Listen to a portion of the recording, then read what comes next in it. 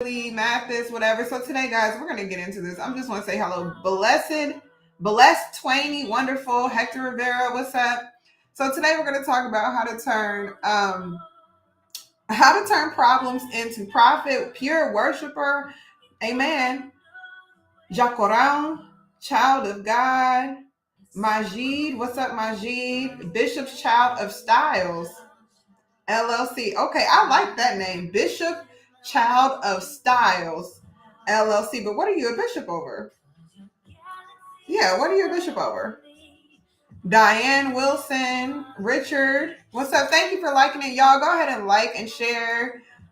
Don Kilcrease, Bishop's Child, thank you for liking the live. We gotta figure out what that is. Child of Styles. I'm guessing you have some clothes. Is it like praise and worship robes? I don't know. I'm just coming up with stuff. So today we're going to talk about how to turn problems into profit. And if at any point you want to join this and ask some questions, this is a multi-guest, so you can join and we can talk about your problems and how we can turn into profit. The only kind of problems that we can't talk about to turn into profit is like problems with your kids. We can't just sell your kids. But if you don't know me, what's up, Duke? That might be a cousin of mine. I think so. Maybe. I'm trying to see the pictures. The pictures are so small. Yeah, we can't talk about how to sell your kids or anything, even though they can be problems. We had some problems this morning. Continental Life, maybe you sell life insurance, Continental Life Insurance, or maybe you got a Lincoln Continental. I don't know. Or maybe you call yourself a Continental. I know that that's like a whole movement right now. Beautiful, one of a kind. What's up? What's up? What's up? So today we're going to talk about how to turn problems into profit. Now, this is something that I believe that I've gotten to master level in this for my industry, which is working with business owners and showing them how to scale their businesses and apply systems and strategies so it can work. But you can do this for any aspect of your life, as I teach you. Just the theory behind it. And so my goal is for all of you guys to go from the consumption class to the provider class. All right. Meaning you're the person providing the goods, providing the services, providing this. The name is in honor of my bishop that passed away in '06. Oh, that is so sweet. That is so sweet. So it's to go from being a part of the consumer class to those that are producing. And this is the thing, you can't get ahead in life if you're constantly in the category of a consumer. Now, that does not mean that I do not consume or that there's anything wrong with consumption, right? But I think that everything has to be in balance. And every part of your life, you get to decide who you are going to be in that section of your life. We all get to decide who we're going to be. You get to decide who you're going to be in your relationships. You get to decide who you're going to be in life, who you're going to be in a marriage, who you're going to be at the job, who you're going to be as a business owner. Every single one of us has the opportunity to decide who and what they're going to be. So I'll put this on Apple Music Yannick Station. So clearly, I got a ratchet side.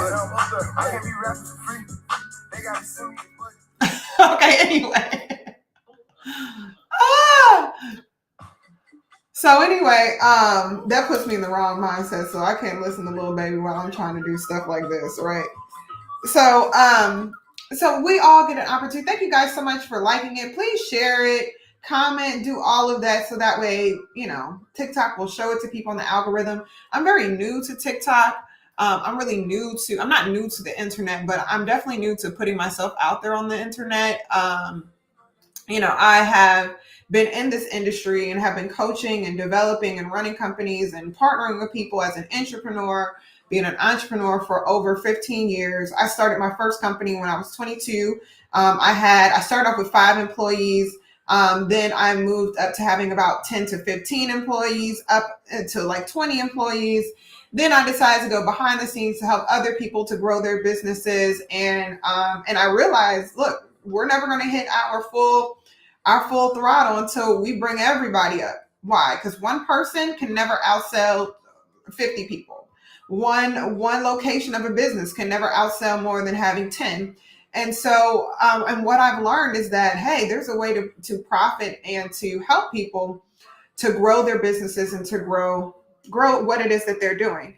Now, if you're watching this, you may be like me because I do believe that God brings people to where they're supposed to be and who they're supposed to be around for a reason. You're probably someone that has really high goals, but maybe you struggle with strategy. And this is the hard part: is strategy is something that people have to really, they have to really put you on game.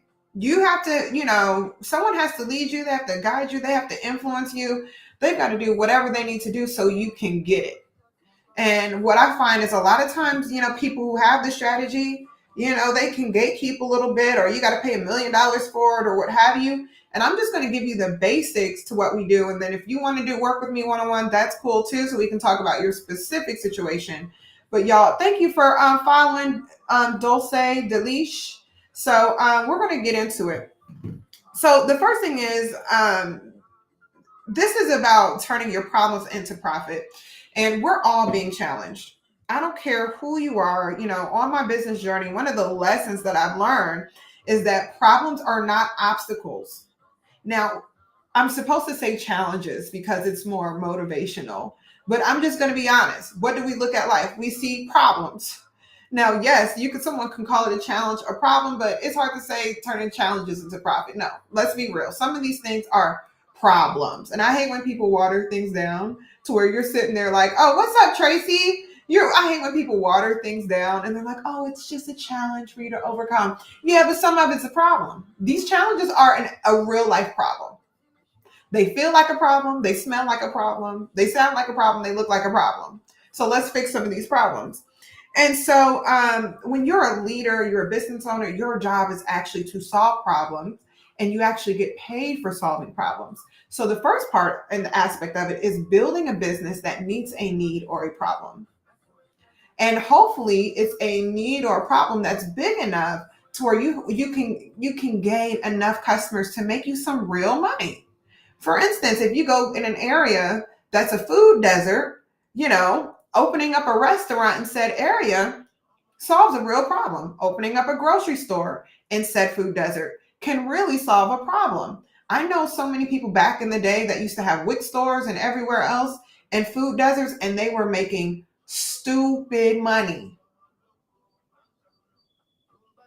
Stupid money off of just providing WIC products in an area that's a food desert, making stupid money. But it all came from solving a problem. Now, just because you solve a problem doesn't mean that it's going to come without problems, okay? And so as leaders, our role involves solving problems for our employees, for our customers, for our clients, and our communities and our families. And look, the better that you get solving a problem, sometimes the more people are going to ask you to solve their problem. So let me tell you what this isn't. This isn't you being everyone's savior. What I'm talking about is not about you going and being used and abused by the general public. This is not like anything like that. All right. We're talking about solving problems in the marketplace to where you can hit your life's vision and your life goals based on that. What's up, Etsy shop, Jules Marie doll? Okay, you might have some good dolls in there. I'm gonna have to pull that up right now while we are here. So, because you have it in your name, so I'm like, let me check out these dolls. I got a baby girl shop. What's up, Bad Apple? So turning problems into profit, and it's really a mindset change. And everything that I teach you guys, I come on here every Wednesday at noon. Oh, these are cute. Look at this. And I like the hair too. That's one of my favorite hair colors, girl. Y'all, I wish I can turn this around. Anyway, so y'all can see her dolls. But she probably was like, I know you did not just pull up my stuff live. Yes, I did. Okay. And you're in California. I used to be in California too. She has the African wrap dolls. These are so cute. So cute. So I like the hair too with the Anyway, so, and y'all, please continue. Thank you so much for liking it. Bad Apple, please like it and share it. We're going to get into this. So, and so when I first started my business, y'all, like I said before, I don't teach you guys anything that I didn't struggle with. And my hope is that you guys will receive this information so that way you don't struggle with it as much as I did. So learn from my mistakes. It'll still be something that gets in your mind, but hopefully my words will be something that you remember. So remember that successful businesses are built on solving significant problems. It could be problems like with plumbing, technology, software, finances. Some of you guys may be in the beauty industry, right? Like when I come to you, I need you to take me to Pretty. Look, I need my hair color right now to be in there on Friday, so we can bring some life back into that. But businesses are built based upon solving significant problems. Sometimes people struggle in business because the business that they created just isn't a significant problem. Thank you so much. So sometimes the business that you create just isn't a significant enough problem for you to fix it. Or maybe it's not a significant enough problem in your location. You know, for instance, right now it's super cold. You know, you might have a popsicle shop in the middle of New York on a snowy day and you're outside selling popsicles. That may not be a good time and day to be selling popsicles in New York City while it's -5 below and snow on the ground. That's not what people are looking for. A significant problem that day is probably coffee, hand warmers, you know, whatever that may be. But most of the time, where we get caught up are the problems that occur while we're trying to fix that problem. And this could be problems with employees, this could be systematic problems, um, they could be problems with your vendors, problems with clients. There's always something. I just remember like the hardest part for me about showing up, you know, to my company with my employees was like as soon as I walked in the door, everyone's telling me everything that's wrong. And that's a really tough way to start your day, with immediately being hit with everything that someone needs, everything that's wrong, everything that's this and everything that's that, to where it really for me became like a nuisance. Like I hated that feeling, right? To where I became resentful. And so what ended up happening was whatever those problems were, they just got bigger. And so I really had to switch my mindset about what problems are. So here are three things that problems do. The first thing is problems help you to increase your capacity. Like when you're in business, becoming that girl has nothing to do with, or that guy has nothing to do with how you look. Becoming the it person, it has to do with your capacity. And this is a big thing. I've seen people invest so much in the exterior of something, whether it's themselves, the exterior of their business. But if your business has very little capacity, a real business person and your clients are going to smell that really well. Like you can have a really, really great location that will draw people into your restaurant. But if the food's bad, eventually they'll stop coming. Why? Because businesses are built not only on new customers, but repeat buyers. And so you want to make sure that you're building your business in a way that has capacity, and you being able to solve problems increases your personal capacity, meaning what it is that you're capable of doing. And without problems, you won't grow. And all of your goals are attached to your personal growth. There's nothing like needing money that makes you get creative about getting money. It's like, you know, I remember watching this show and this guy was like, he was some form of royalty, like he was a baron or something like that, right?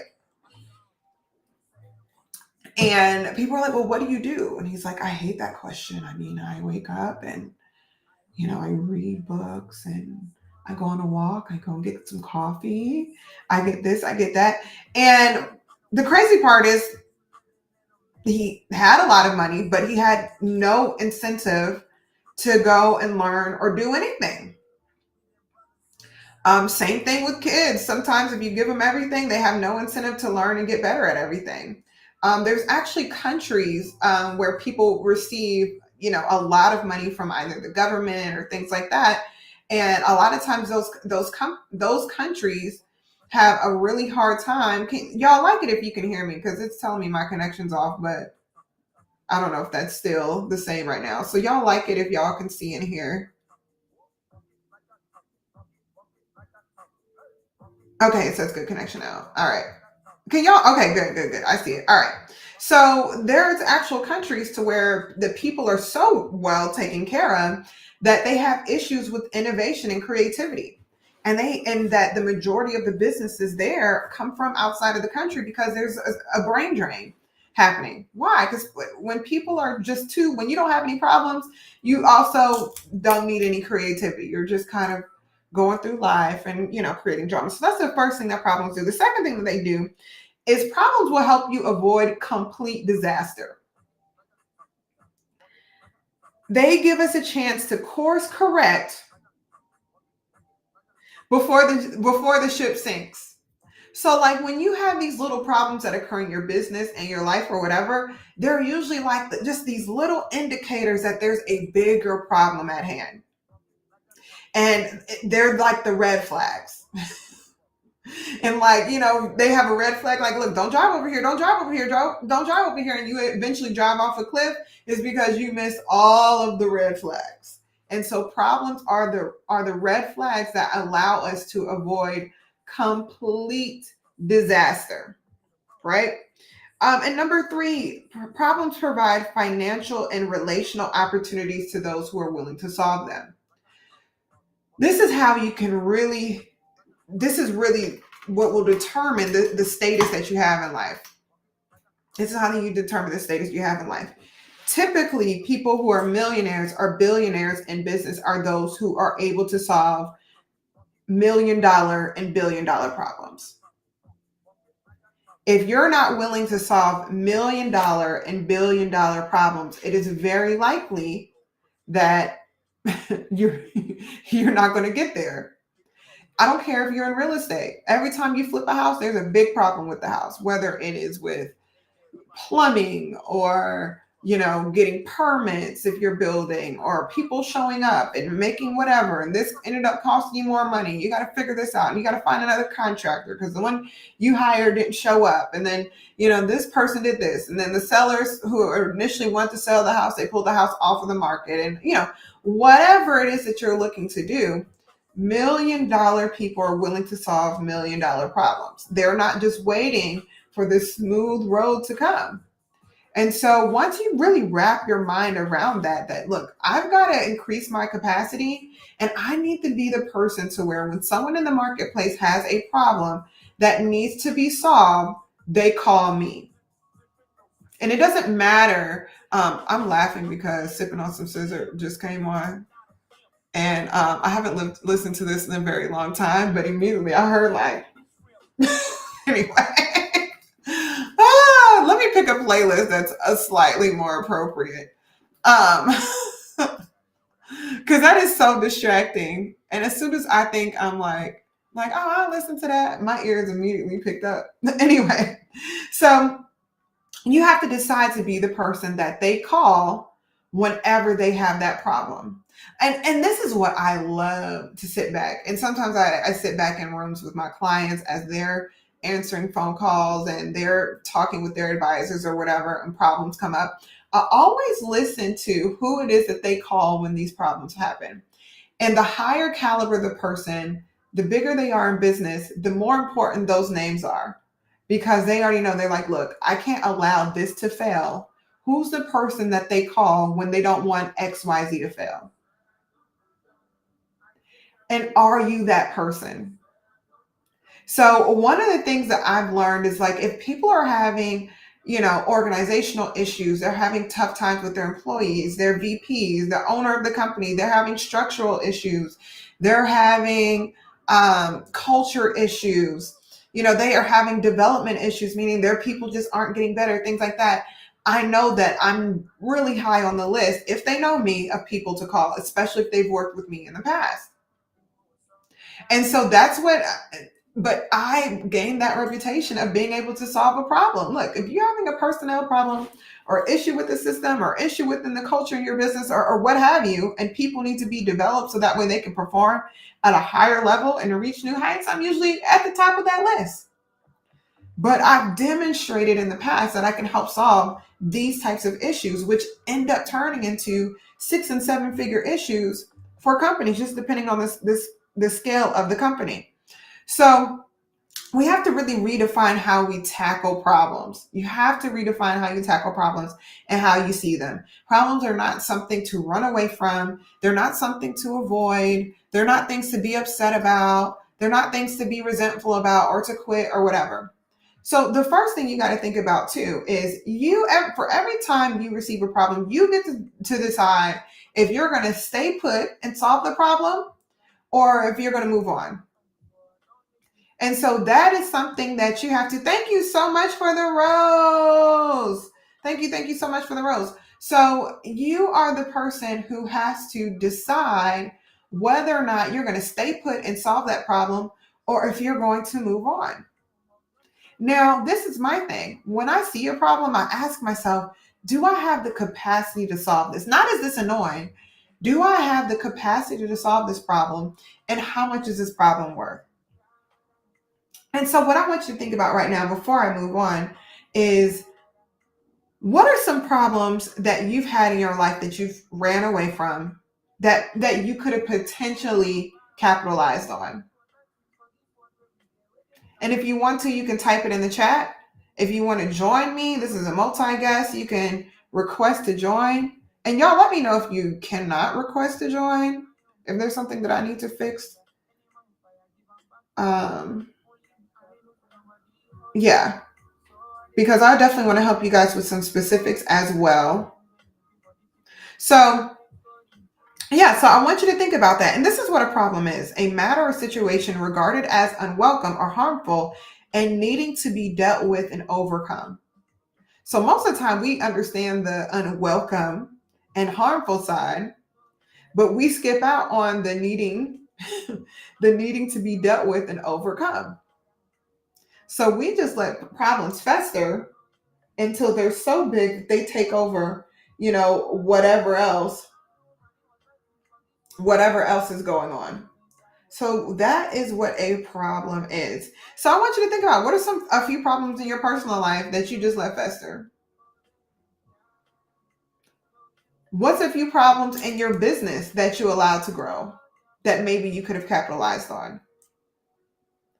And what is there to gain from solving said problems? What is there for you to gain if you were to solve that problem?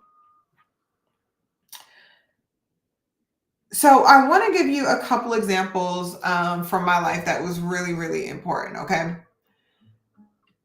So the first thing is, like I said before, running into problems in the process of solving them help you to avoid complete disaster. And they're just like these little whispers that allow you to course correct while you're in the problem. So if you're a business owner, I'm going to give you some examples of things that my customers have felt like, or my clients have felt like were problems, that I came in and said, no, these aren't problems. These really demonstrate where we need to up our game and allows us to make more money. I'll give you an example. One, bad reviews.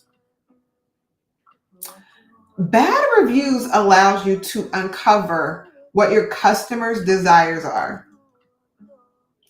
And they allow you to see what's happening in your business while you are not there.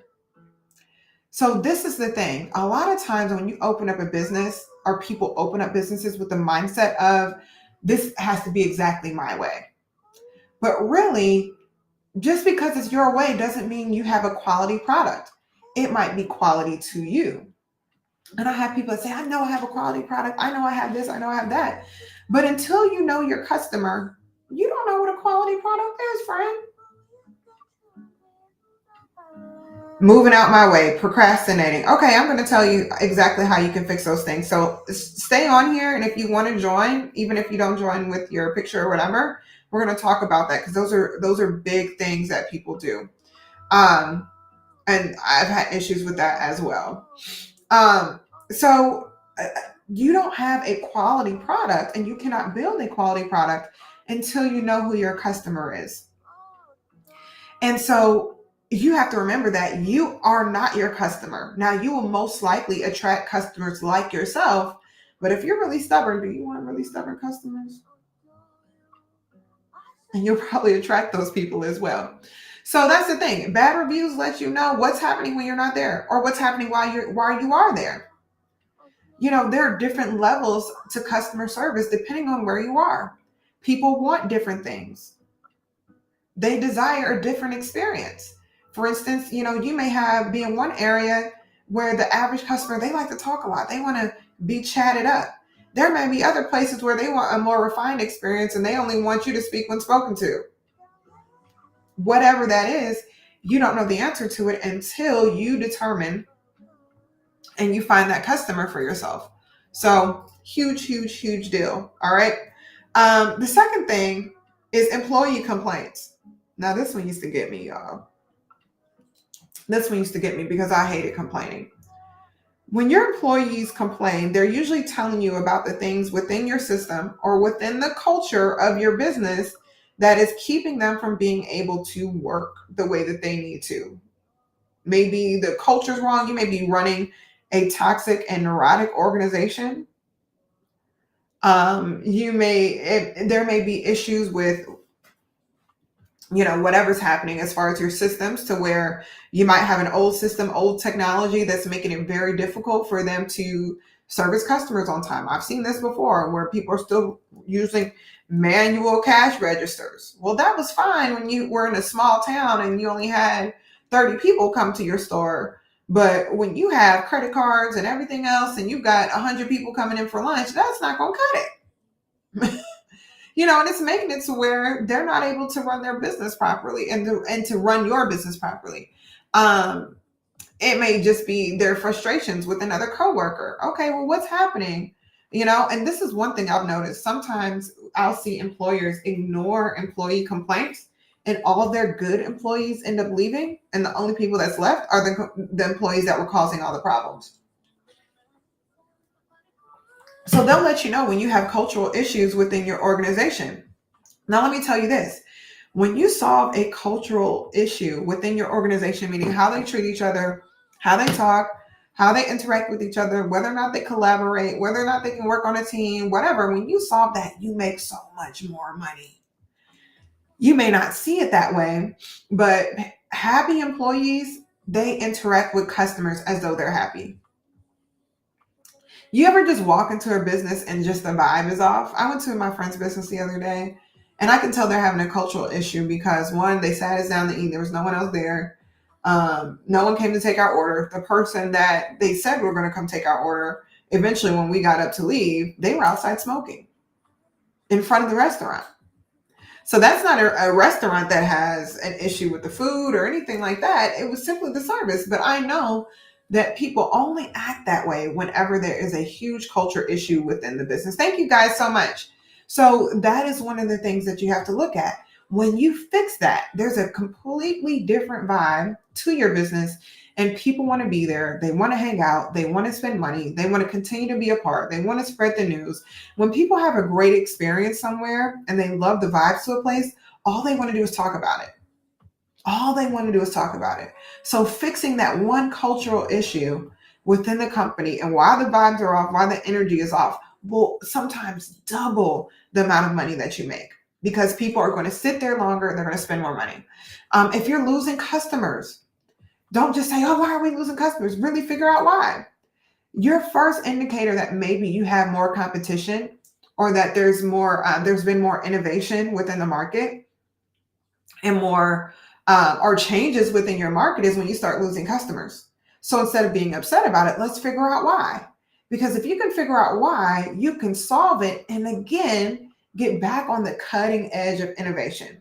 You can see what other people are offering, what it is that they're buying, what it is that they're doing, and finding ways to capitalize off of that. So you can't just look at it as like, man, we didn't make money. Why? Because you can go from not making money on something one day to being the number one person in your market doing it the next day, as long as you're willing to investigate, follow trends, and not just throw your hands up, because that's what we tend to do.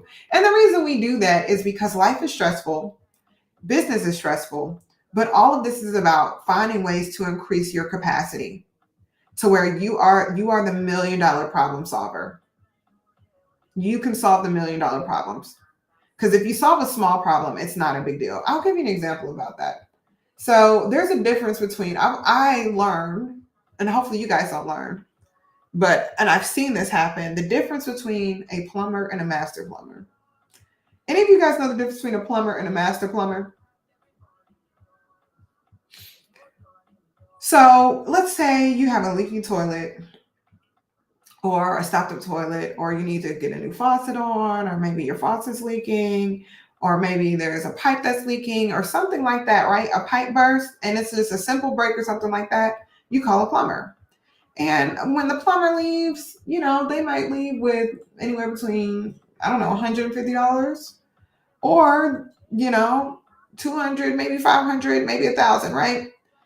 When you call a master plumber, so the master plumber is the person you have to call when you call the plumber and they're like, oh no, you need a master plumber. That means that they got to break up some ground. They've got to do some big stuff to where you have to call a master plumber. The master plumber is solving big issues. They're not leaving without at least $1,000. So the price went from $150 to at least minimum. A master plumber is leaving with at least $1,000, and most of the time it's upwards of $2,000, $3,000, and $4,000. That's the difference between a plumber and a master plumber. A master plumber is able to solve larger issues than a regular plumber, but that's why they also are able to charge higher amounts of money, because they're solving the big problems. The people that can solve the big problems are the ones who are making the bucks. Are y'all here with me? Are y'all feeling this at all? Are y'all getting this? Is this over your head? Is this making any sense? Please say something, because I never know. I don't really know who I'm talking to. And if you guys are entrepreneurs, or if you're business owners or leaders, I don't know what y'all are doing on the other side. So sometimes I can't really tell whether or not y'all are getting it. But yes.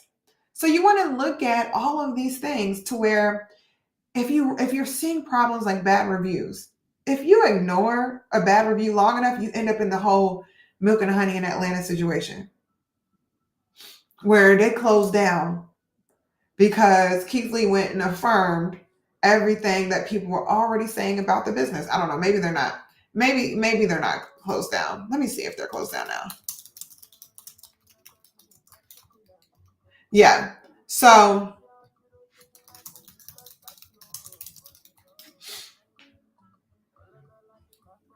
I just want to see if they're still open. Yeah, they are. Let's see. Good. So anyway, happy to see that they recouped from that. So, if you ignore a customer problem for long enough, then eventually they're all going to leave, or they'll leave so many terrible reviews that the only people who are willing to come to your business are going to be people who are willing to deal with whatever terror is within the company. And those are usually the terrible customers that are going to give you problems. If you ignore enough employee complaints enough, eventually they all quit. And the only people you're left with are usually the people who are causing the problem, or people who are willing to work under those conditions, which means you only got but so much time until that business goes down. Because, the quality of your employees really determines the quality of the business that you're running, right? Your team is only as strong as your weakest link. And if all your links leave, then you're like that team that never wins a game. They're just out there somehow still in the NFL and the NBA. If you're having problems with customers leaving, you don't find it, then most likely there's someone that's innovating in your market that you don't know about, and they're going to put you out of business. So think about that, right? The second side to it is understanding, like, hey, every single problem gives you the opportunity to increase your capacity. So whatever it is that you're willing to deal with and figure out. So there's been times where there's been problems that pop up in my business, problems that pop up in my life, with my health or whatever. And if I don't have the equipment to solve it, what it does is it makes me go out and find the information. Now, this is where you capitalize on this and turn it into a problem. So let's say you're having a specific problem within your business. Maybe you're a real estate agent or something like that. Do you think you're the only person dealing with that problem? Probably not.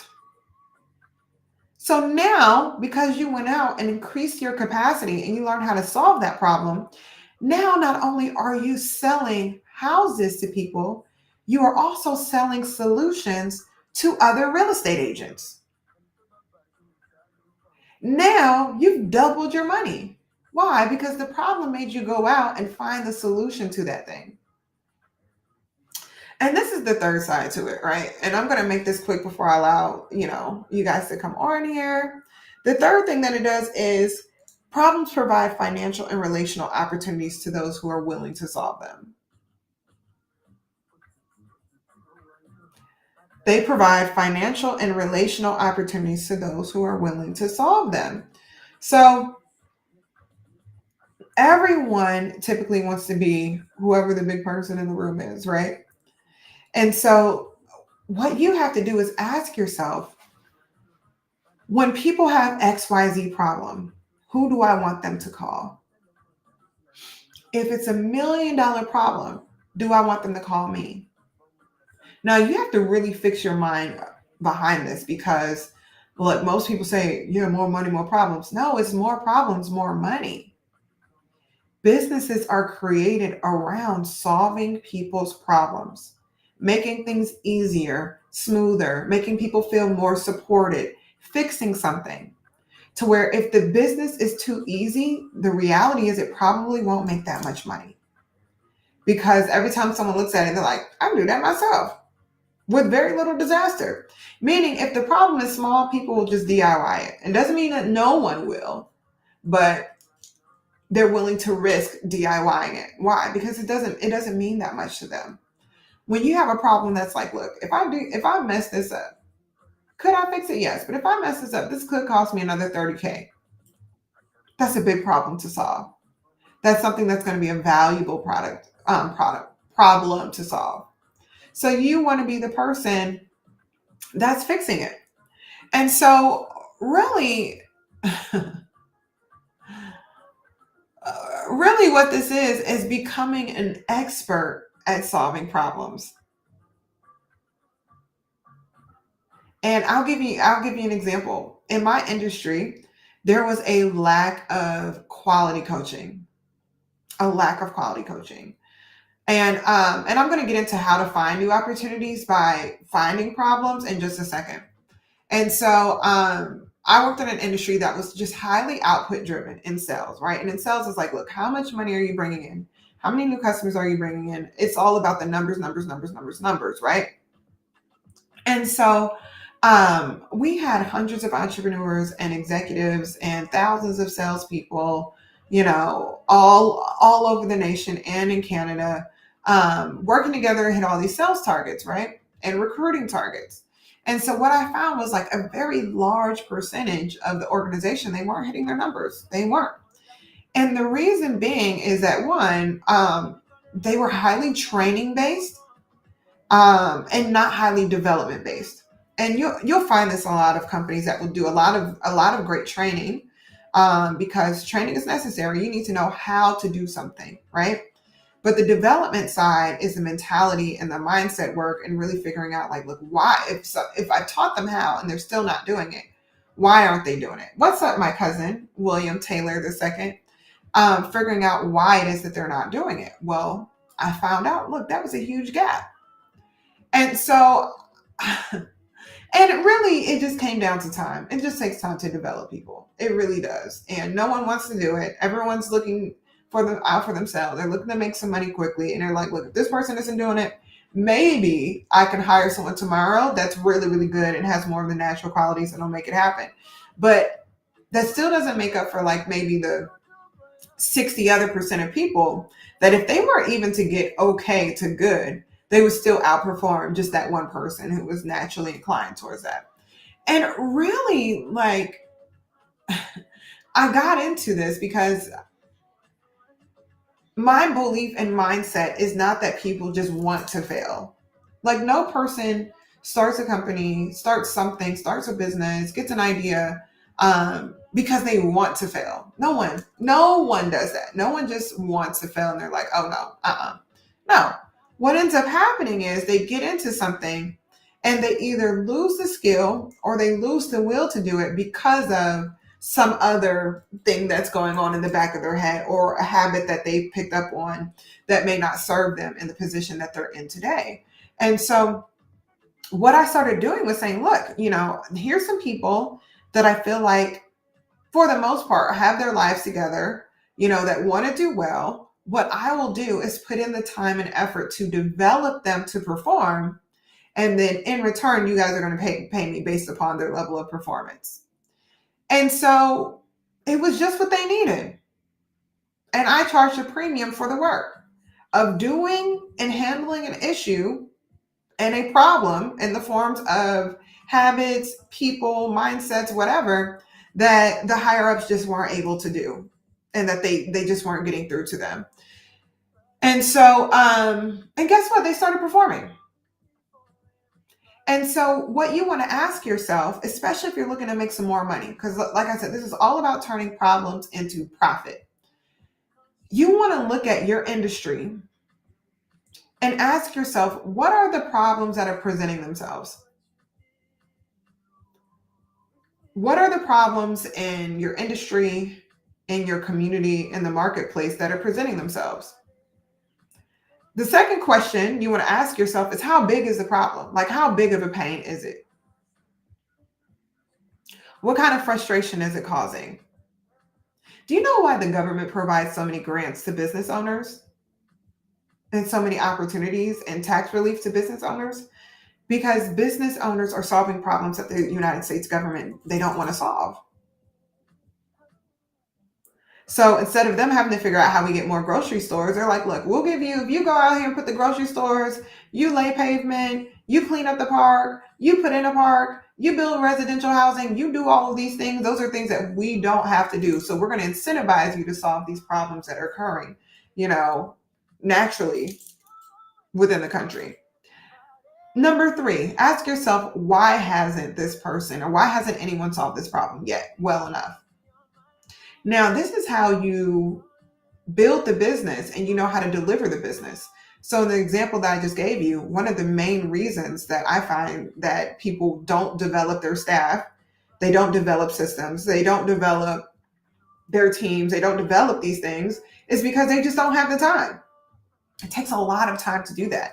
And a lot of times people they're so busy, and many executives are just so busy trying to get their resources and to keep the business going and afloat and trying to meet their targets and everything else, that there's just people that just get left behind. And it's not because they don't want that to happen. They just don't have the time to do it, or they may not have the skills, the resources, to do it themselves. And so if I knew I was building a business with developing and coaching executives, thank you guys so much for joining, building and coaching executives, what I couldn't do is make it to where it costs people a lot of time.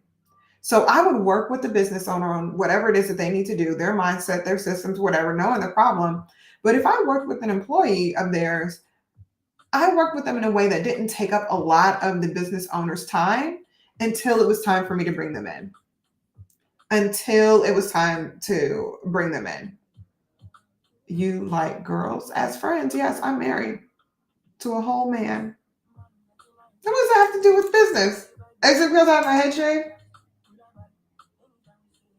I shaved my head because, one, it looks like a rocker, and I'm kind of like outdoorsy and earthy and weird. And then the second reason I shaved my head was I was like balding and thinning here, and I just got tired of trying to find hair oil and worried about my edges. And I was like, you know what? I'm not dealing with anything that's taken away from my confidence. Ain't gonna be no more edges. I don't need to be in the mirror every 5 seconds checking out my edges, putting all kind of oil and everything else. It's like, it just ain't gonna be no edges. Period. Well, I don't know. I don't necessarily think that's true. I actually attract a lot of men, which is funny. So anyway, um, Well, I hope that you find the information valuable, Milton, and not just worried about my head and whether or not I love girls. Anyway, and so I had to do things and perform in a way to where I wasn't taking up a lot of their time. So that's why it's important for you to ask yourself, why hasn't anyone solved this problem yet? What is it costing them? Why do people just say, "Oh, forget about it?" And you find a way to deliver the service in a way to where it also solves and addresses why they haven't done it. Like, look, I know you don't have the time. That's why I'm here. You're going to take some time, but it's not going to take you the hours that you need to put in, to fix this scenario. Number four, what should be done to solve the problem? In my particular case, I realized that people needed deeper levels of development and that we had to get into some of the subconscious reasons why people were demonstrating the behaviors that they were demonstrating, the habits, the lack of motivation, all of those things within their business. And so, and I decided, like, hey, that's what needs to be done. We need to develop these people. That's what I'm going to do. And so number five was, and this is the fifth question you want to ask yourself is, what gifts and experiences do I have that make me the ideal candidate to solve this problem? So for me, with that scenario is I understand people. People don't upset me. Their psychology doesn't upset me. I've been in their shoes before, running a sales company, all of those things. I'd already created the systems, the strategies to fix them. I'd already been there mentally, and one really great thing about my experiences in business is that I've failed and I've won. And so I know what it feels like to feel like you're failing. And because I know what it feels like and I know what it takes mentally to get yourself out of that position, I can relate to them and speak to it. I also know what it's like to win. I know what it's like to get addicted to power. I know what it's like to, feel weird that people are envious of you, because sometimes it's not even the power that's there. To me it's always weird whenever I feel like there's people who are envious of me in the room, because I'm like, why are you envious of me? Like, clearly you must not know that I'm all toe up, right? So just that's what made me ideal for the position that I'm in and for the business that I do. You have to ask yourself, for the problems that you see in your area, the problems you see in the marketplace, the problems you see within your industry, what is it about you that makes you the ideal person to fix it and to make that connection? This is an important question too, because when you go to pitch people about solving this problem, that's going to be a part of your pitch. Look, I'm the person, this is why I'm the person that's going to fix this, because I have the experience, the time, and I understand this problem well enough through and through, and I know how to do it in a timely manner. So, and then the last question, I wrote number five twice. This is actually number six. Let me fix this in my notes because I'm going to record this later. And I'm going to teach this later to my group, but it'll be more of a discussion and how we can apply this to their specific businesses so that they can make some money. So we're going to get really specific with them. This is an overview for you guys. So, and the sixth question you want to ask yourself is, what's at stake? If this problem doesn't get fixed, what will happen? In my scenario, within that organization, that problem was costing the company hundreds of thousands of dollars in missed revenue opportunities. Meaning, hey, if I can get this person back on point, this person may bring in, another $700,000 this year. For some, there was one person I worked with that went from a struggling business owner to running a multi-million-dollar company, meaning they were bringing in millions of dollars in new sales. So that was $1 million problem. So that's one, a big part of your pitch when you go to build the business, you go to market the business, you go to market yourself, all of these things, is you understanding what is at stake if this problem doesn't get fixed. What's at stake? What could possibly happen?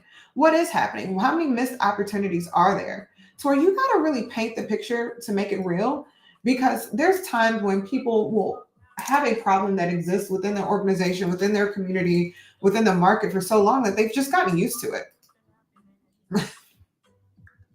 They've just gotten used to, oh, like, yeah, that chair don't work. Why doesn't it work? oh, the refrigerator, the water on the refrigerator just don't work. And it just hasn't worked for 10 years. Like, y'all never call the plumber? Y'all never call anybody to fix it? No. Okay, cool. That's what we're going to do. Let's go through their house and see everything else that needs to be taken care of. So imagine how you can have something that's broken within your, matter of fact, I'm thinking of something in my car. I need to change out some fuses in my car. That sometimes there can be a problem that exists for so long that you just get used to it and you start working around it, but the workaround is never as effective as the fix. It's never as effective. So you need to know, hey, what's at stake? What happens if it doesn't get fixed?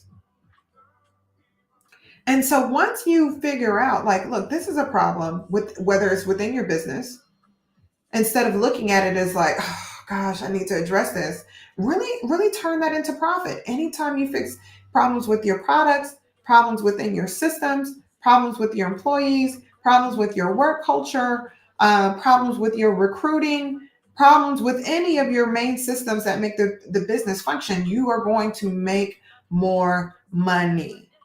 You will always, just from that simple fix, can increase your profits by 20, 30, 40. I've seen up to 50%, but let's say you build a business based upon a huge problem within the marketplace.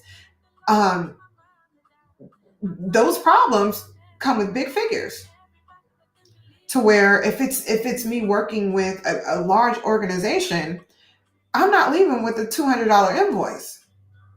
I'll give them 90 days of my time.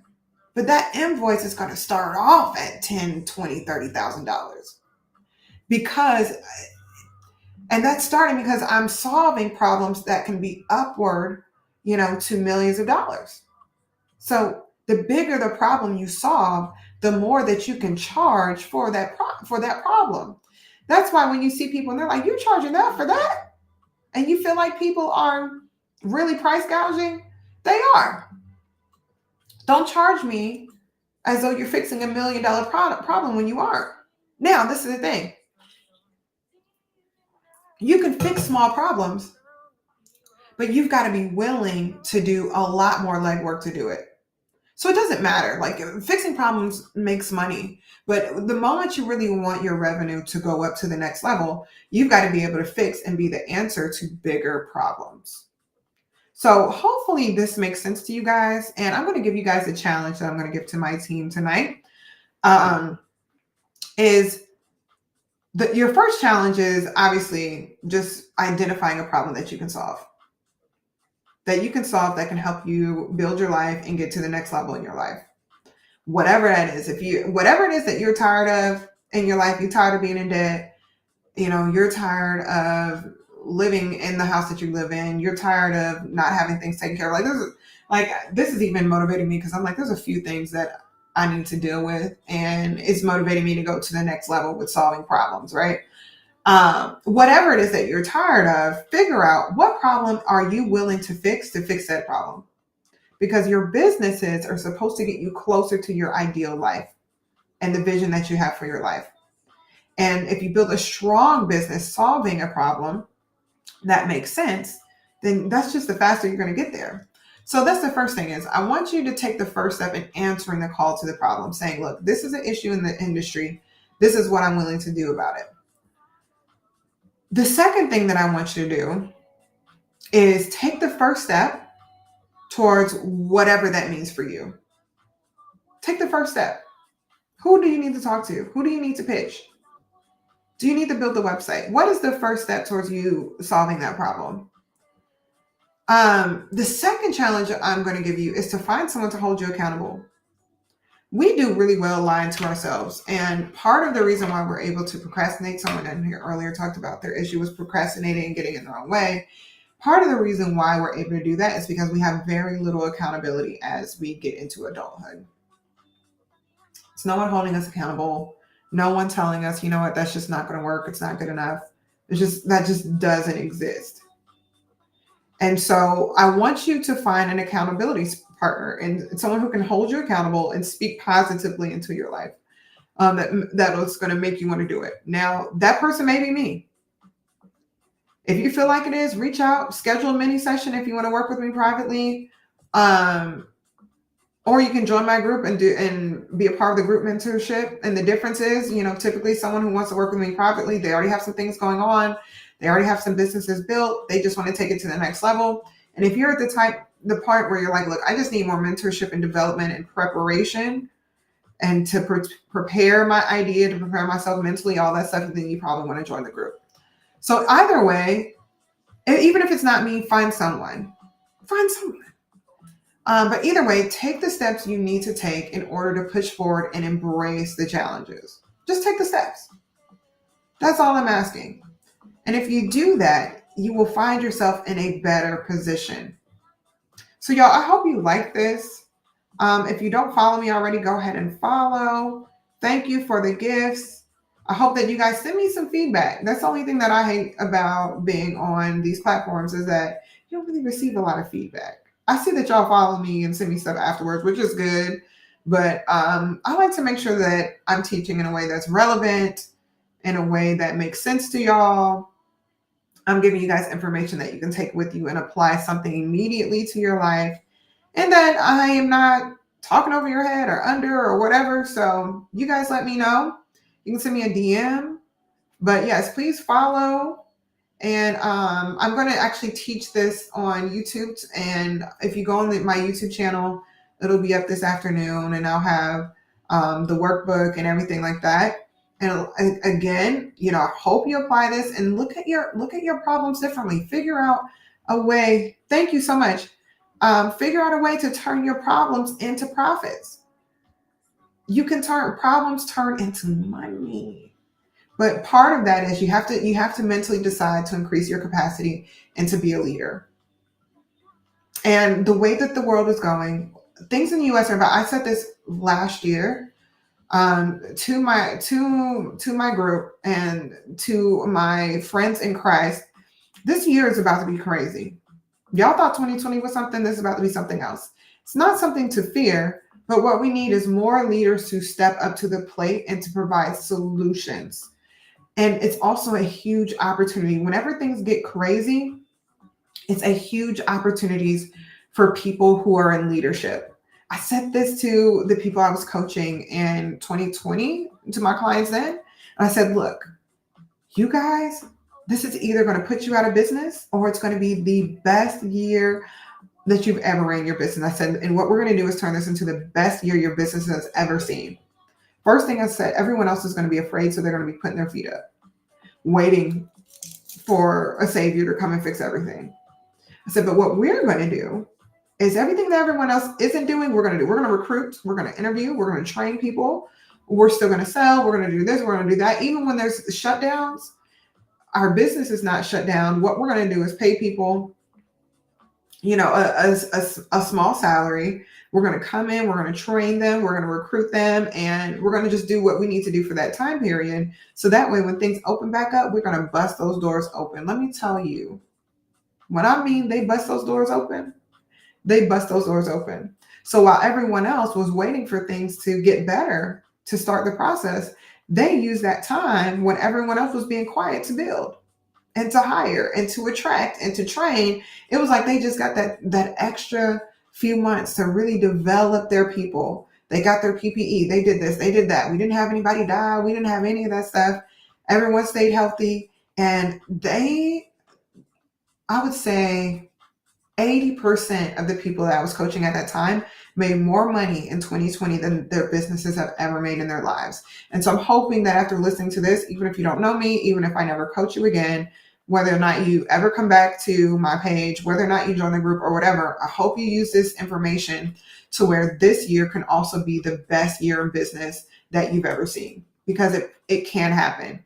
And remember, there's always opportunity. This sounds so sad to say, but it's true. The moment that things get crazy, there's always more opportunity for those who keep their heads on straight.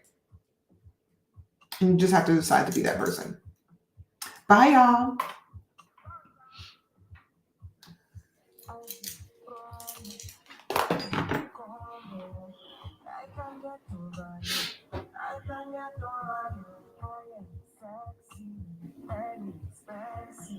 I am willing to pay the price, and I understand my time I need. Sexy, interesting, and fish in the ocean. Oh, me, I want that one. That's love, I know you sure. I might kill you, sure.